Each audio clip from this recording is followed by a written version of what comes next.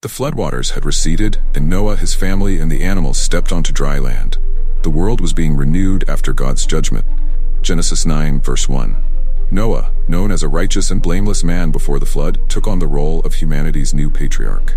His task was to repopulate the earth and guide his family under God's covenant. Could the man who had walked so closely with God falter now, in this new beginning? His next actions would spark profound consequences. After the flood, Noah planted a vineyard, Genesis 9:20. This seemingly innocent act led to an unexpected turn. Noah, having harvested the fruit of his labor, made wine and consumed it. But what began as a simple indulgence turned into excess. Noah became drunk and lay uncovered inside his tent, Genesis 9:21. The scene paints a stark contrast between his former righteousness and this moment of vulnerability. How could the man chosen by God to preserve humanity fall into such a compromising position? Wine, a symbol of celebration and blessing in many cultures, had led to Noah's undoing. His vulnerability in this state set the stage for one of the Bible's earliest accounts of dishonor within a family. Was Noah's fall a reflection of human weakness? Even in the most righteous of men, his drunkenness and nakedness became not just a personal failure, but an event that would reverberate through his descendants, shaping the course of history. What would come of this momentary lapse? In the intimacy of his tent, Noah's drunken state should have remained private, but the vulnerability of his uncovered body was witnessed by his son Ham, who responded not with care, but with irreverence, Genesis 9:22. Ham's actions would reveal a deeper disrespect within the family. Noah, who had once carried the weight of God's covenant, now lay exposed, both physically and symbolically. Could one careless act lead to generational consequences that would shape nations? This episode, though brief in the biblical narrative, would leave a lasting mark on Noah's family. Ham's response contrasted sharply with the actions of his brothers, who covered Noah respectfully. What began as Noah's personal failure spiraled into a moment of family division and dishonor.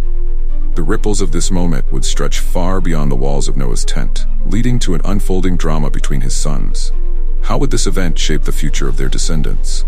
The post-flood world was fragile, a fresh start for humanity. Noah's family, tasked with repopulating the earth, was now embroiled in an incident that exposed human fragility. Could one man's misstep and another's dishonor create a rift that would affect entire generations?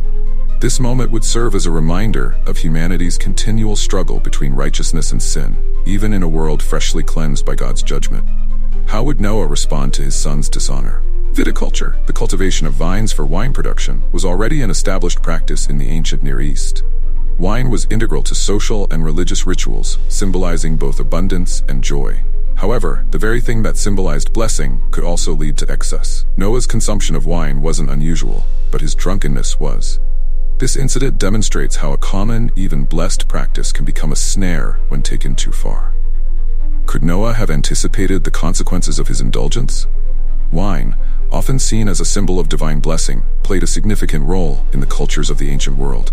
It was used in religious ceremonies, festive gatherings, and even in daily life. However, the Bible often warns against its overuse. Proverbs 21 cautions that wine is a mocker, strong drink is raging. Noah's drunkenness was not just a personal failure, but also a demonstration of how easily blessings can turn into stumbling blocks. Was this a warning about the dangers of excess? The Bible doesn't shy away from depicting the human struggle with excess. Noah's story illustrates that even the righteous can fall prey to indulgence. What started as an innocent act of enjoying the fruits of his vineyard quickly turned into a moment of shame. Could Noah have maintained his integrity had he exercised restraint? His fall serves as a sobering reminder that no one, not even the chosen of God, is immune to the effects of sin when indulgence takes control. In ancient cultures, the consumption of wine carried both social and spiritual significance. It was part of the fabric of life, used in everything from religious offerings to sealing covenants. Yet, the Bible highlights the dual nature of wine. It can be a source of joy or a cause of ruin. Noah's experience exemplifies the latter. What was meant to be a sign of God's blessing became a moment of personal failure. Was this a broader lesson about the need for temperance in life's blessings? Noah's drunkenness also highlights the moral dangers that come with abundance. After surviving the flood and starting a new life, Noah may have seen his vineyard as a reward for his faithfulness. However, the misuse of this blessing led to his exposure. This theme of abundance leading to excess is a recurring one throughout Scripture, reminding readers that blessings must be handled with care. Could Noah's moment of indulgence serve as a cautionary tale for all who follow?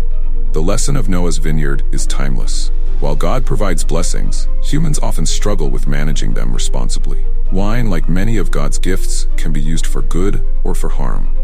Noah's fall from grace reminds us that it's not the blessing itself that leads to downfall, but how it's handled. Was Noah's fall inevitable, or could he have maintained his integrity by remembering the source of his blessings? His story serves as a reminder of the balance between enjoying God's gifts and staying faithful. Ham's reaction to seeing his father's nakedness was not one of compassion or discretion, but of irreverence. Instead of covering Noah, Ham left the tent and told his brothers about their father's condition. Genesis 9:22. The implications of this act are significant. Ham did not merely witness a moment of vulnerability, he exposed it, showing a lack of respect for his father's dignity. What does this say about Ham's character and the values he upheld in contrast to his brothers? While Ham chose to expose his father's shame, Shem and Japheth acted with respect and care. Upon hearing of their father's state, they walked backward into the tent, covering Noah without looking at him. Genesis 9:23. Their actions demonstrated reverence, not just for their father, but for the position he held as the patriarch. This stark contrast between Ham's behavior and that of his brothers sets the stage for the blessing and curse that would follow. Was this moment a test of honor? The difference in how Ham and his brothers reacted underscores the importance of honor in ancient patriarchal societies.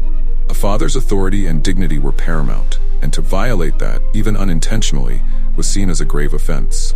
Shem and Japheth's actions preserved their father's dignity, while Ham's irreverence shattered it. Could this be why Noah's response to Ham was so severe? The gravity of Ham's sin lay not just in what he saw, but in how he reacted to it. Ham's actions, seemingly small, were magnified by the cultural context of the time. In the ancient Near East, the family was the central unit of society, and the father was its undisputed leader. By exposing Noah's nakedness, Ham was challenging this authority, whether consciously or not. His failure to cover his father's shame was not just a moment of carelessness. It was an act that would carry profound implications for his descendants. Could Ham have understood the depth of his offense? In contrast, Shem and Japheth's actions highlight the virtue of respect within the family structure. Their careful approach to covering their father's nakedness was a sign of their understanding of the gravity of the situation. They acted with reverence, preserving Noah's dignity, even in his moment of weakness. The actions of these brothers remind us that how we respond to the failures of others reflects our own character. Could Shem and Japheth's honor have secured their future blessings? This episode reveals that family dynamics in the ancient world were not just personal, but also deeply spiritual. Ham's irreverence set into motion a series of events that would impact his descendants for generations. His brothers, on the other hand, demonstrated the values of honor and respect, ensuring a different future for their lineages. The gravity of one's actions, even in private moments, can reverberate through time. Could this moment in Noah's tent be a reflection of the spiritual weight of our everyday decisions? Ham's act of seeing his father's nakedness has long puzzled scholars. At first glance, it might seem like a minor offense. However, within the cultural context of the ancient Near East, the act carried far more weight. Honor and shame were central to family and social dynamics, and to uncover the nakedness of one's father was seen as a profound violation of that honor. Could it be that Ham's sin wasn't just an act of disrespect, but a deeper rejection of Noah's authority? Some scholars suggest that the phrase, "seeing the nakedness," might have implied something more serious, possibly even a form of violation. While the text doesn't provide explicit details, the gravity of Noah's reaction suggests that Ham's sin went beyond mere observation. His failure to cover his father's nakedness, followed by his decision to tell his brothers, reveals a heart of irreverence. Could Ham's actions symbolize a deeper rebellion against the established family order? In ancient patriarchal societies, the father's authority was absolute. To dishonor one's father was to dishonor the entire family structure, and by extension, the societal order. Ham's act, whether through negligence or malice, struck at the heart of this system.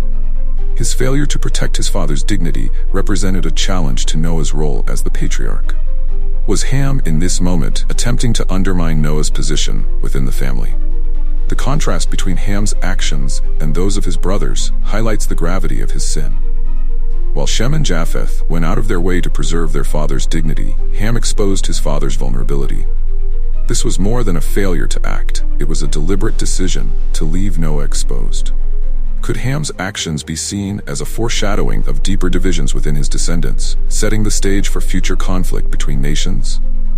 Ham's sin wasn't just about what he did. It was about the heart behind his actions. By leaving Noah's nakedness exposed, Ham was showing a lack of respect for his father's authority and for the role that Noah had played in God's covenant with humanity. This was not just a personal failure, it was a spiritual one. Could Ham's actions be a reflection of humanity's ongoing struggle to honor God's established order? Noah's reaction to Ham's sin was severe, but it reflected the seriousness of the offense in a cultural and spiritual context. By cursing Ham's son, Canaan, Noah was addressing the generational impact of Ham's actions. This curse would resonate through future generations, as Canaan's descendants would become the enemies of Shem's descendants, the Israelites. Could this moment in Noah's tent have been a prophetic glimpse into the future struggles between these nations? The concepts of honor and shame were foundational to life in the ancient Near East. A person's honor was tied to their family and social standing, and to violate that honor was to invite shame, not just upon oneself, but upon one's entire lineage. In this context, Ham's act of exposing Noah's nakedness was a profound breach of family honor. Could it be that Ham's actions were not just careless, but a deliberate attempt to bring shame upon his father? Shame, in the ancient world, was not an individual burden, but a collective one. When Ham exposed Noah's vulnerability, he wasn't just dishonoring his father, he was dishonoring his entire family. Shem and Japheth's actions, on the other hand, were motivated by a desire to preserve that family honor. By covering their father, they were protecting the family's reputation. Could this episode be seen as a test of familial loyalty and respect in a shame-based culture? In patriarchal societies, the father's authority was absolute, and any challenge to that authority was seen as a threat to the entire social order. Ham's failure to cover his father's nakedness was not just a momentary lapse, it was a symbolic act of rebellion. His actions represented a failure to uphold the family's honor, a sin that would have lasting consequences. Could this have been a foreshadowing of future conflicts between the descendants of Ham and those of his brothers? The importance of honor and shame in the ancient world cannot be overstated. To expose someone's nakedness, especially a figure of authority like Noah, was to strip them of their dignity. Ham's actions, therefore, were not just a personal offense, but a cultural and spiritual transgression. Shem and Japheth's decision to cover their father was an act of restoration, preserving not just Noah's dignity, but the family's standing. Could this contrast between Ham and his brothers represent the divide between rebellion and reverence? This narrative also highlights the role of authority in the family structure. Noah, as the patriarch, was the spiritual and social leader of his family. To dishonor him was to dishonor God's established order. Ham's failure to act with respect and discretion reflected a deeper disregard for this order. His brothers, on the other hand, recognized the importance of preserving their father's dignity. Could this story serve as a broader reflection on humanity's relationship with divine authority? The episode in Noah's tent illustrates the ripple effect of dishonor. Ham's actions set into motion a series of events that would impact his descendants for generations. The curse of Canaan was a direct result of Ham's failure to uphold his family's honor, and it would shape the future relationship between the Israelites and the Canaanites. Could this be a reminder that our actions, even in private, carry consequences that extend far beyond ourselves? When Noah awoke from his drunkenness and learned what Ham had done, his reaction was swift and severe. Rather than cursing Ham directly, Noah pronounced a curse upon Ham's son, Canaan. "Cursed be Canaan, the lowest of slaves will he be to his brothers." Genesis 9:25. This curse was not just a punishment for Ham's sin, but a prophetic statement about the future of Canaan's descendants. Could Noah have foreseen the future conflicts between the Israelites and the Canaanites? The curse of Canaan would have far-reaching implications for the future of Noah's family. Canaan's descendants would later become the inhabitants of the land that God promised to Abraham's descendants, leading to centuries of conflict between the Israelites and the Canaanites. Was this curse a reflection of divine justice, or was it a result of Noah's own anger and sense of betrayal? The narrative leaves room for both interpretations, raising questions about the nature of curses in the biblical text. Noah's decision to curse Canaan, rather than Ham, has puzzled scholars for centuries. Some suggest that the curse was a way of addressing the generational impact of Ham's sin, while others argue that it was a reflection of the belief that the sins of the father would be visited upon the children. Could this curse have been a way of showing that sin has lasting consequences, not just for the individual, but for their descendants? The curse of Canaan also highlights the tension between divine sovereignty and human justice. While the curse seems harsh, especially given that Canaan himself did not commit the offense, it reflects the biblical theme of generational consequences. The actions of one generation can impact the fate of the next. Could this be a reminder that our choices have far-reaching effects, not just for ourselves, but for those who come after us? Some scholars see the curse of Canaan as a prophetic statement about the future relationship between the Israelites and the Canaanites. The descendants of Shem through Abraham would inherit the land of Canaan, while the descendants of Ham would be subjected to them. This curse, then, was not just a punishment, but a foreshadowing of the historical conflicts that would unfold between these nations. Could this be a way of understanding the unfolding of God's plan for Israel? The curse of Canaan, while difficult to understand from a modern perspective, reflects the ancient belief in the generational impact of sin. Ham's dishonor toward Noah led to the subjugation of his descendants, serving as a reminder that our actions can shape the future in ways we cannot foresee. Could this be a call to live with greater awareness of the long-term consequences of our choices? The curse of Canaan stands as a warning of the ripple effect of sin throughout history.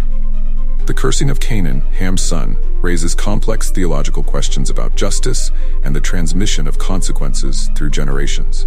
From a modern viewpoint, it seems unjust for Canaan to bear the punishment for his father's sin. But in the cultural context of the ancient Near East, collective responsibility was common. The sins of the father were believed to impact future generations.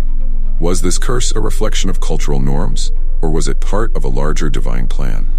In many ancient cultures, including Israel's, family and lineage were central to identity and destiny. The actions of one member could bring blessing or curse upon the entire family. Noah's curse of Canaan, while harsh, fits within this broader worldview. The curse wasn't just about Canaan as an individual, it was about the future of his descendants. Could it be that the curse was as much about prophecy as it was about punishment, foretelling the enmity between the Israelites and the Canaanites? Some theologians argue that the curse of Canaan reflects the principle of divine justice, even if it appears harsh from a human perspective. God's ways are higher than our ways. Isaiah 55, 8-9, and what seems unjust to us may be part of a larger, sovereign plan. Could the curse of Canaan be a way of showing that sin has far-reaching consequences, not just for the individual, but for their entire lineage? This curse was not arbitrary, but connected to the unfolding of God's purposes in history. Theological interpretations of the curse have varied throughout history. Augustine of Hippo emphasized the fallen nature of humanity, suggesting that Noah's drunkenness and Ham's sin were both examples of human frailty. John Calvin, on the other hand, focused on the importance of honoring family authority, seeing Ham's actions as a direct challenge to that authority. Could the curse of Canaan be a way of reaffirming the importance of respect within the family, and by extension, within society? Others, like Matthew Henry, have seen the curse of Canaan as a prophetic statement about the future of the Canaanites, who would become the enemies of Israel. The curse was not just a punishment for Ham's sin, but a foreshadowing of the judgment that would come upon the Canaanites for their future actions. Could this curse be a reflection of God's sovereignty over history, showing that even human sin is woven into his larger plan for redemption? In the end, the curse of Canaan challenges our understanding of justice, especially in a modern context. It forces us to grapple with the idea that our actions have consequences beyond ourselves. Could this be a reminder that the choices we make today can shape the future in ways we cannot predict? The curse of Canaan stands as a powerful example of the generational impact of sin and the importance of living with integrity and honor. The story of Noah's drunkenness and the subsequent curse of Canaan has inspired a wide range of theological interpretations. Augustine of Hippo, in his reflections on this passage, emphasized the weakness of humanity, even in those chosen by God. Noah, despite his righteousness, succumbed to the effects of wine, illustrating the frailty of the human condition. Could this be a reminder that even the most faithful are vulnerable to sin without the sustaining grace of God? John Calvin, a leading Reformation theologian, saw this episode as a cautionary tale about the importance of respecting family authority. Ham's failure to honor his father was, in Calvin's view, a reflection of a deeper rebellion against God's established order. Calvin emphasized that the family was the building block of society, and to violate its structure was to invite chaos. Could Ham's actions be seen as a microcosm of humanity's broader rebellion against divine authority? John Wesley, the founder of Methodism, focused on the moral lesson of the story, particularly the dangers of irreverence and indulgence.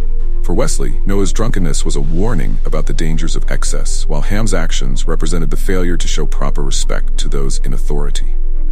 Wesley's reflections on this passage serve as a reminder that even small acts of disrespect can have far-reaching consequences. Could this be a call to greater mindfulness in our daily actions?